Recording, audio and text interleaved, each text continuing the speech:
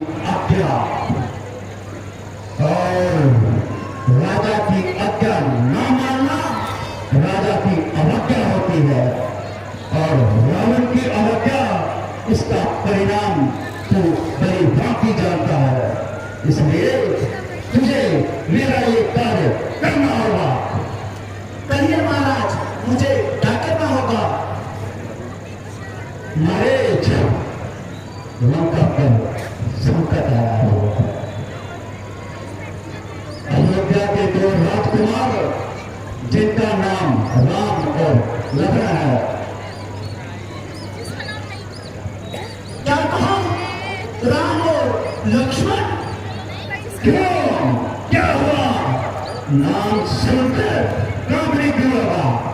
क्या पता महाराज, एक बार मैं विश्वामित्र जी का यज्ञ बंद करने गया, तब उन्होंने मुझे एक बाण से 7 समुद्र पार लंका में फेंक दिया। बस महाराज, उस दिन के बाद उनके सामने जाने की अब तो मेरी हिम्मत नहीं होती महाराज। कायर, डरपोक, किसे गिराने की चेष्टा कर रहा है?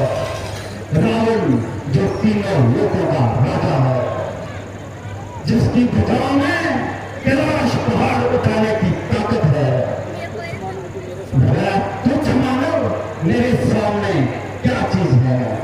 महाराज, ये मैं अच्छी तरह जानता हूँ कि आप रावण है रावण। यदि आप एक हैं तो वो 51 है 51।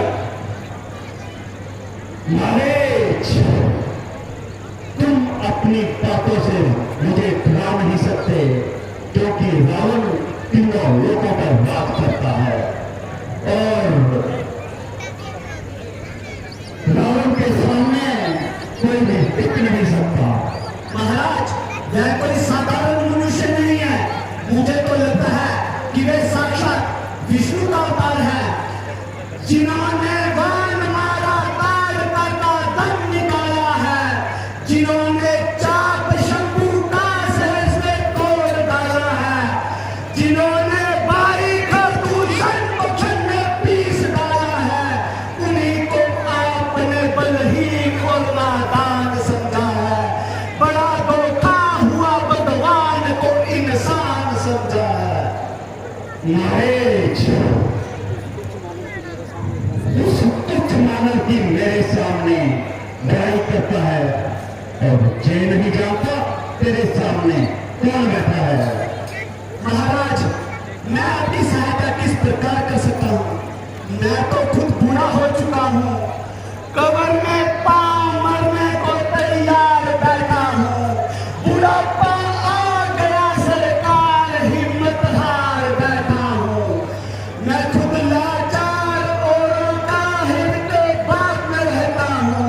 सहारा क्या किसी को दूं, खुद लाचार बैठा हूँ। जवानी हो गई रुखसत, बुढ़ापा आ गया जब से। जवानी हो गई रुखसत, बुढ़ापा आ गया जब से। किनारे फेंक के सब तीर और तलवार बैठा हूँ। न ख्वाहिश है कि लूं बदला, न हिम्मत युद्ध करने की। मैं उनके आजमाए हाथ और हथियार बैठा हूँ। नरेश, तेरी बातों से महसूस हो रहा है तू मेरी सहायता नहीं करेगा, परंतु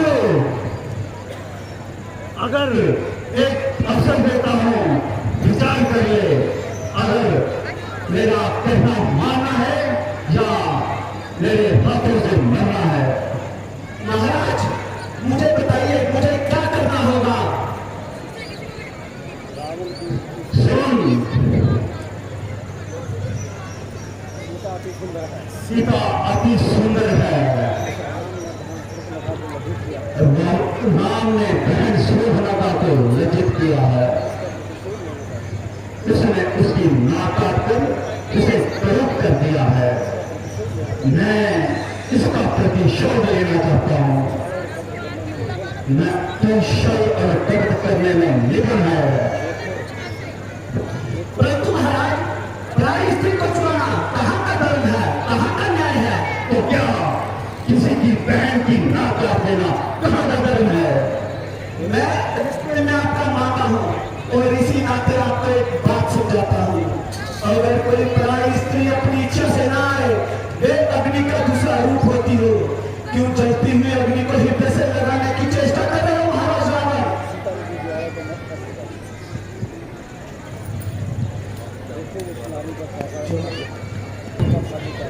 उस नारी का भाग्य कैसे उदय हो रहा है? दंडकारनी से सीधा लंका की महलों में जा रही है। उसका भाग्य उदय हो या ना हो, लेकिन आपका भाग्य अवश्य ही नष्ट हो रहा है महाराज। तो इसकी चिंता न कर। पहले को हाथ मत लगाइए, वरना स्वयं नष्ट हो जाओगे। नरेश, तू इसकी चिंता मत कर। तू तो ये बता कि तू मेरा कार्य करेगा या नहीं। नहीं तो मैं अभी इस चंद्रहास प्रकार से तेरा सब घर से अलग कर दूंगा। अफसोस, ये बिन बुलाई आफत और मेरी जान की शामत। ना झगड़ा ना तकरार, आ बैल मुझे मार। उदय रामचंद्र के तीर, इधर इसकम वक्त की तलवार। इनकार करूं तो मौत, इकरार करूं तो मौत। कोई जीते कोई हारे, मगर बच्चू तुम तो स्वर्ग सिधारे। किसी का झगड़ा किसी की लड़ाई, घर बैठे मौत हमारी आई। ये अजब तमाशा है यारो, ये अजब तमाशा है यारो। इश्कबाजी सूरत करे और बिन मौत बेचारा मारिश मरे। खीर खाए ब्राह्मणी, फांसी चढ़े शेख। किसी ने नहीं देखा हो तो बेटा इधर आके देख। कहिए महाराज, क्या करना होगा? शाबाश, शाबाश नरेश, मुझे तुमसे यही उम्मीद थी। तो सुनो, आर्यव्रत में गोदावरी नदी के तट पर 5 वट के वृक्ष हैं। ये स्थान पंचवटी के नाम से जाना जाता है। वहीं पर मैं दोनों अपनी नारी सीता के संग निवास कर रहे हैं।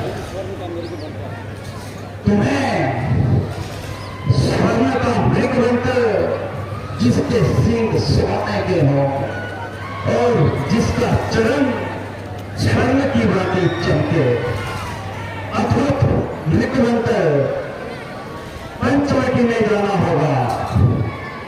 और तुम्हें देखकर सीता मोहित हो जाएगी और राम को वह तुम्हें पकड़ने के लिए विवश कर देगी।